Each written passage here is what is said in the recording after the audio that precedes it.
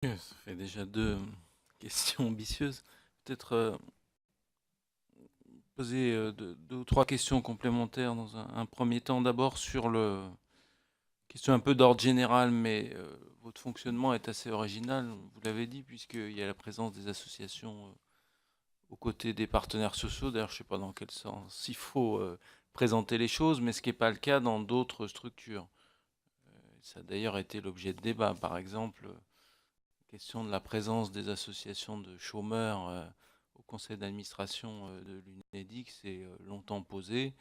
Euh, à la lumière de votre expérience, est-ce que vous considérez que c'est un atout ou pas? Est-ce que c'est un exemple à suivre? Et comment, au fond, se passe l'articulation entre le réseau associatif et les partenaires sociaux? Euh, Deuxième question plus ciblée. Monsieur le directeur, vous avez déjà commencé à parler des questions de formation. Je crois que vous êtes l'un des acteurs du conseil en évolution professionnelle. Est-ce que vous pouvez nous dire un peu comment les choses se mettent en place de votre point de vue?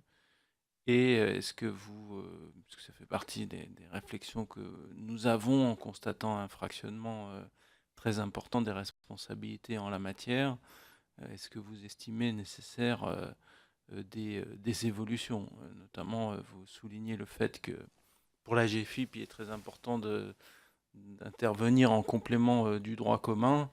Mais est-ce que ce droit commun ne mériterait pas d'être un peu plus concentré, et en tout cas organisé avec un chef de file très clair? Nous avons auditionné la semaine dernière des responsables du congé individuel de formation et nous avons pu constater qu'ils n'étaient pas informés de ce que faisaient d'autres opérateurs, notamment comme Pôle emploi, dont nous auditionnerons le directeur général tout à l'heure.